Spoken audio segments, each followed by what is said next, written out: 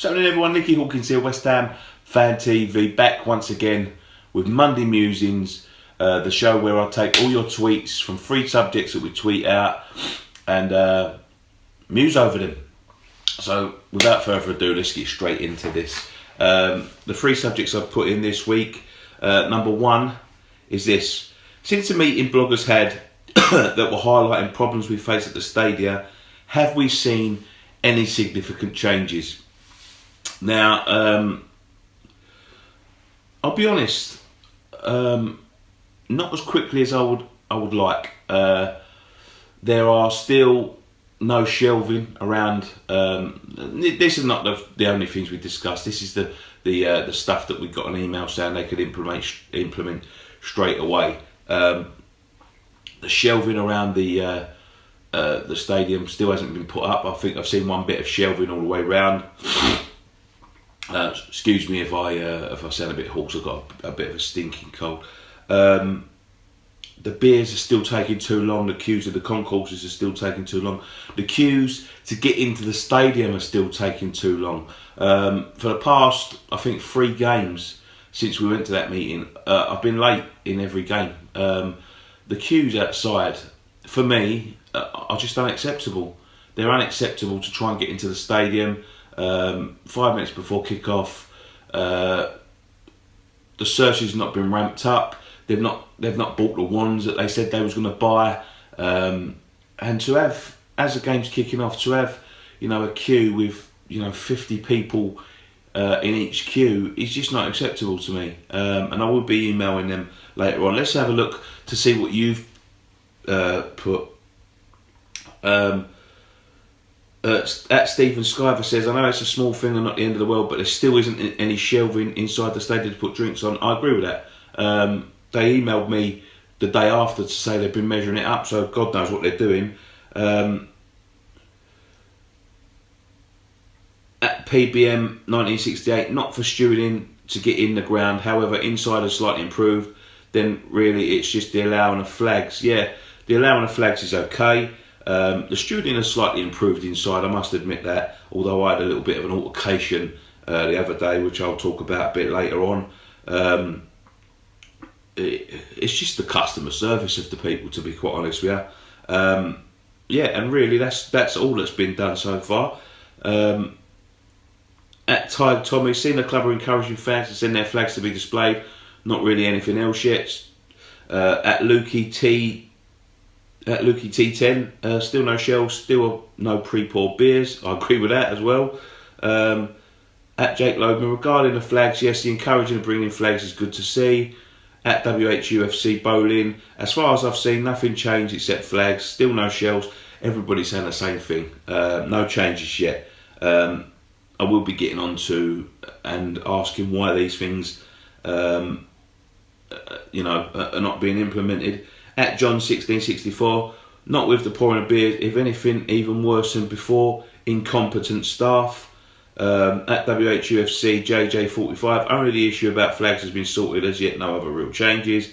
And Mark Sherburn says, stewarding improved, but search is slow. Channel the lines with barriers, people pushing in and causes friction. I agree with that. There seems to be, that's my biggest gripe at the moment with everything that's going on, is the lines. The lines outside. As I said, the past 3 games I've missed kick-off, and I've got in 5 minutes after the kick-off, and it's still like a massive line outside every turnstile. I can't see why they're holding this up. I never said, I know there's more people, but obviously if there's more people there must be more turnstiles. I never see lines out like this outside the bowling, ever. I've never queued to get inside the bowling. You're talking about lines, about 25 people wide and about 50 people deep every game. It's ridiculous, to be quite honest with you. I hope they improve this soon. They promised us they'd improve it. I feel like we're getting a little bit stitched up a little bit, because we was quite happy to tell everyone this was going to be sorted out, and it doesn't seem like they're moving quick enough for me. Anyway, let's move on to the next subject. It's a transfer related subject, of course. window shut, no forward or right back signed. Not even 2 weeks later, our striker and right back are injured. Do we have enough? My opinion, no. We don't have enough. And I find it unfair from the board. I'm not going to keep on ranting and raving. Everyone knows my feelings about the board. Everyone knows my feelings about them buying players and the fact that it doesn't look like they want to spend any money. Now, we pursued Scott Hogan for about 2 weeks during that transfer window, and then decided at the last minute we didn't need him. We never really scouted a right back. We signed, people saying, oh, we've done okay because we signed Snodgrass and we signed Fonte. Ogbonna was out for the season. We knew that he was going to be out for the season, so we needed to replace him. If we didn't replace him, it's crazy. And with Snodgrass, obviously Payet was leaving. Now, at the time when we was pursuing these two players, Payet apparently wasn't leaving. I don't know whether they knew in the meantime that he was preparing to sort of like get his way, but we also got told he wouldn't be sold unless they got what they wanted for him. They didn't get what they wanted for him. They got 25 million for him. I think we should have asked for 35 million, otherwise he's going nowhere. So I've said this before, I can't see how we went into a window needing to strengthen and ended up weaker. We lost our best player. Snodgrass, don't get me wrong, as industrious as he is, it is a great signing. Fonte looks a bit shaky at the moment, but I'm sure he'll settle in. I mean, it's difficult to get a defender to come and tear up the league when, let's be fair, Frank, we've got one of the worst defences in the league. So it takes time to settle in, and hopefully he will be a good addition. But we're just replacing players that we needed to in the thing in the window. As I said, Ogbonna injured, Payet out, and I did say this. When they said about not selling Payet, I said they wait till the last couple of days so they haven't got any time to spend the money. And then you had the Hogan deal. Now, the excuses they give for not signing Hogan is, I think we should have signed him. I mean, 15 million in today's money for a relatively young championship striker who is scoring goals, and we've had some good success out of the championship this year. In the last couple of years with Cresswell and Antonio coming through the championship, and let's be fair, before Cress's injury, they was two of our better players. So the reason they didn't sign Scott Hogan was, he looks... Slav didn't fancy him, which, I find it a bit difficult to believe. They're just press releases to keep fans at bay. But the more worrying thing is the fact that we scouted this man for 3 weeks or 2 weeks or whatever it was, but never had a backup plan. So you scout him for 2 weeks and at the last minute say, no, we don't fancy him actually. I think it's nonsense. I think it's absolute nonsense. I think, they didn't want to spend the money on a striker in the January transfer window. They didn't want to, they never intended to. They think we've got enough, but we haven't got enough. If you're going into a game at the weekend, knowing that we needed to sign a striker and a right back, and you're going into the game without a striker and a right back. Now, if that don't tell you we haven't got enough, what does? And I know people are going to counter argue it by saying, oh yeah, but we shouldn't spend all this money in January. £15 million in this day and age is like £5 million about 2 years ago. It's not a great deal of money. It's not a massive deal of money in football terms. When you're thinking about the clubs that are spending that sort of money on players, the likes of Crystal Palace, Leicester, Swansea, people like that, paying big money, Southampton paying big money for players that like, it's not a great deal of money. And even if it didn't quite work out for him this season, we should have bought someone else in next season and had him as a send him out on loan, get him some more experience before he comes back. It just doesn't bode well for me. Like, and the fact that people are saying, oh no, they're right to save their money because we shouldn't just waste money in this transfer. It wouldn't be a waste. It'd be another player in a position we need. Like, he might not work out, don't get me wrong. Zaza didn't work out. Was the £5 million wasted on the loan? Not really. Because we had to give him a go. You know, we need a position, we need that position filled. You know, it's just, it doesn't bode well for me. And like, for them to not do it just literally turns around and says to me, like, oh, this is a dead rubber season, we'll kick on next year. Well, it might be a dead rubber season to you, but we've paid a lot of money to come and see this stuff. You know, we pay for season tickets, we pay for, you know, away tickets and things like that to come and see a team that you don't want to invest in, and you think, we'll be all right losing as long as we don't go down. No, it's not good enough. It's not good enough. You should be doing the best to try and entertain your customers, as you quite frankly want to brand us every week. Let's have a look at some of your... I could rant about this for ages. It winds me up. Let's have a look at some of your comments. At Gio Mackie, Red Hammer 8 says, enough to finish top half, even with a new right back striker, not sure we'd finish much higher. It's frustrating and risky, but I get it. I do get it, but I don't agree with it. And that's what I would say to that. At Josh Walkie 93, it's so frustrating seeing how many goals not having a right back has cost us. We are 3-4 players away from having a very good squad. We have enough to see out the season and get top 10. However, in the summer we need quality and in positions. That's from Sam Camo 6. We have enough quality to see out this season and get top 10. However, in the summer we need quality and in positions to challenge for top 6. I don't think we will challenge for top 6. At PBM 1968, we have just enough to stay 9th or 10th, but not to progress any higher. Saturday showed how much we need a right back and a striker. At Harry W.H.U.F.C, no, not at all. We need more. We're weak where it matters, and Kaleri couldn't finish a wank, let alone a goal. I totally agree. At Lukey Morgan says, to stay up we have enough, but Bilic doesn't have enough. I fear if we don't get top 8, he'll be gone at the end of the season. I think top 8's beyond us now, to be honest. It's something like 9 or 10 points between us and Everton. Oh no, they're 7th, sorry. No right back or striker. The board not doing their job. This is at Stan WHU1. No right back or striker. Is the board not doing their job or not having faith in Slav? Either is unacceptable. I'll take a couple more on this. At Tommy, Tommy, it was clear these were the positions we really needed. Instead, we are having to play players out of position, e.g. Coyote at right back. Peter E. Dubois says, what other team would start a home game against West Brom with no striker on the pitch? I totally agree with that.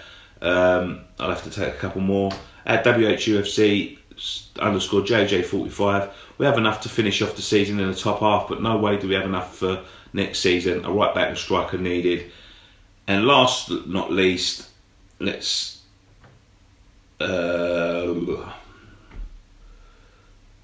at Jimbo Norwood, we've needed a right back and a striker the last 2 seasons. Owners just pocketing money, the money it seems. I expect us to spend big in the summer now, although they said that last year, and we ended up with 3 transfers and loans. I couldn't agree more. It does annoy me. It does annoy me because, you know, it annoys me that these football clubs seem to be quite willing to write off seasons by not spending any money, even though they've made profit on the Payet deal, which in my eyes, you'll never see that money again.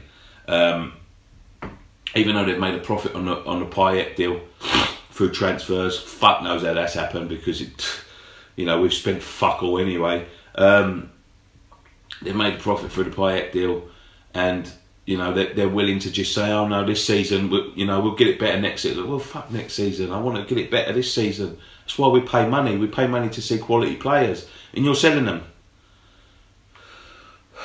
Get behind our team. How can we get behind a team when we haven't got the fucking tools to compete with anyone? Anyway, and number 3, a little bit of a lighter subject. In your opinion, who is the most underrated hammer of all time? the one that you feel doesn't get enough credit. Now, the reason I asked this question is because I went to an event on Saturday. We filmed some stuff there, which is in the edit, so it'll be out this week to have a look at this. But we got invited by the westhamway.co.uk for their event at the East Ham Working Man's Club, and I must say it's a brilliant event. You pay £25 or £30 on the door. You go into this to the East Ham Working Man's Club, which is right next to Upton Park. It feels like you're going home a little bit. I mean, just walking down the streets for me towards it, you know, brings back a lot of old memories. And it was excellent. It was an excellent day. You get a free beer. Well, not just one. You can have as many free beers as you want. So that's your drink included, and they have a guest, like an ex-player every week. There's like West Ham shirts around. There's, you know, West Ham things playing, like old games playing, and then they have a guest. And the guest this week was one of my favourite players of all time. I like the skillful players, but this man to me was he emphasised what West Ham spirit was all about, and it was Johnny Moncur. Now, for me, although Johnny Moncur, you know, he gets all the plaudits for being a bit of a nutter. You know, he's been called the funniest man in football, and he's got some great stories. Been called the funniest man in football.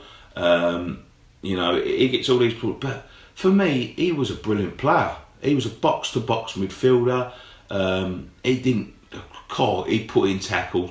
I used to call him a walking booking because he used to get booked after, you know, ridiculous amounts of time. Sometimes I think he done it just to sort of lift the crowd, but you know, he was hard as nails. He put in a tackle, weren't scared of getting amongst it.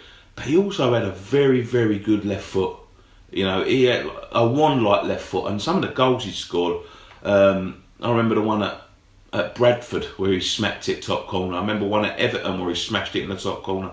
He had a wonderful left foot, and to be honest, he was West Ham through and through, and he's one of my favourite players of all time. Apart from the skillful players like the Canio and you know, Tevez and things like that. When I look back at that, he was one of my favourite of all time, and I think he's very underrated. And although he was, he's become sort of a cult hero to us, I think that he was one of the most technically gifted players I've seen play, and I don't think he ever got enough credit for his technical ability. He's not underrated for his heart, his passion, but technically he was brilliant as well. So I got to meet him on Saturday, so that was great. Let's take some of your comments. At Redhammer8, mad diss, but Mark Noble. Bonzi's God, Pop Robson, a genuine 20-goal season striker. At Lionel Lanzini, in terms of unrated by other fan bases, Obiang, don't think other fans realise how good he is. Lukey Morgan, definitely Mark Noble. At Dave Rice, pulls out a name out of the hat. To be honest, someone I don't know about. I love watching Graham Padden play. Don't see his name mentioned that often. You have two in Reed and Antonio, but Obiang has been class. That's from Sam Camo 6. More people concentrating on the current. PBM 1968, Billy, although he's a legend to us, Billy Bonds for not getting an England cap. More recently, though, Kayate and what he brings, especially to midfield. At Mark Russell 09, Stevie Potts, when he was playing, he got credit, but I hardly ever mention when people name their all-time fave. Gave his all. I agree with that, Mark. He was a great player. At Jake Lodeman, a bit controversial. For me, Kevin Nolan, wasn't a fan when he was here, but scored big goals and was a real leader. I was a fan. I just feel like his body let him down a little bit at the end, and I think he got a little bit of brunt of just keeping getting picked. But you can't knock the geezer for effort. Jamie Norwood, at Jimbo Norwood, says Scott Parker, he was adored when he was here, but because he moved to Spurs, people have that hanging over him. At Claret and Blue 71, Pop Robson, brilliant. Chris Fink, Peter Butler and Matty Holmes. I agree with Matty Holmes. I don't really remember Peter Butler playing too much, if I'm honest. But Matty Holmes I thought was a great little player. Howardinho, Patsy Holland or Jeff Pike, local lads gave everything whenever they played. At Bias Govers 95. Kevin Nolan in recent years, what he'd done for the club, leading the team back to the Prem, deserves a lot more credit. At Martin Gales, he simply says Frank Lampard Senior. At T.I.W.C.F.C, Steve Potts. At Dr. Monk Atron, says Mark Ward, in my eyes, one of the biggest influences out of the boys of '86. Always give 100%, and he's running at pace, caused chaos. I met Mark Ward at the event as well. He's there every week. He presents on the stage, and he interviews the guest every week. So you want to meet Marky Wall, the West Ham Way event's the way to go. At Mark Sherman Brown, Mark Noble works his socks off. Could go on for days. There's loads here. Nobes, at Nicholas Hayberg, Trevor Morley and Mark Noble, Kerwood Free, Steve Potts, Dom Hall Music, Colton Cole, loyal fan, fave, very strong, really strong, quick, and really a threat. Lots of pressure on him to perform every week. Great asset to West Ham United. Lots of shouts for kept Nobes here. Yeah, so that's it. And before I go, I've got to give a big thank you to everybody that has put in for the community donation for Thames Ironworks Community FC. The stuff, just to give you a quick update, the stuff is moving very, very quickly, and we've picked kit. We need to buy kit. We have applied to the league. We're getting all of our stuff together to form the club. The club is almost formed now, so that'd be great. We've secured some sponsors to help pay for kit and team fees, and that's as well as you guys donating, that helps to everything that we're trying to achieve. What we're trying to achieve with I've heard a couple of people say in the last couple of weeks that they think it's a breakaway club. No, it's not a breakaway club. It's just a social club for like-minded hammers to go and play football.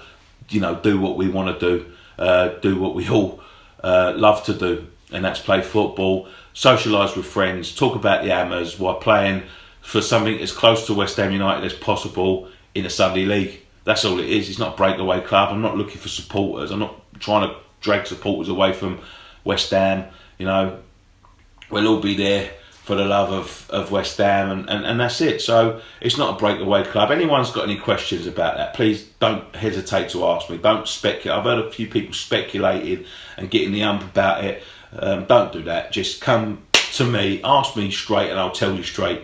It's a not-for-profit organisation. We won't be making any money out of it, and hopefully we'll be putting some more into the community by making some coaches and doing what we can to sort of progress people in that field. So yeah, keep coming back, donate. It'll be on a new channel, Community TV, which will launch in the summer, and yeah, it's really progressing well. So thank you very much to everyone that supported the idea, or just give us some ideas. Just said it was a good idea. People who apply to play, people who want to manage, people who have offered to print the programs for us, and everyone's been absolutely fantastic in this idea. It's only a couple that think we're trying to break away from West Ham that have not really supported it. But as I said, thank you very much for joining us. One thing left to say: come on, you Irons.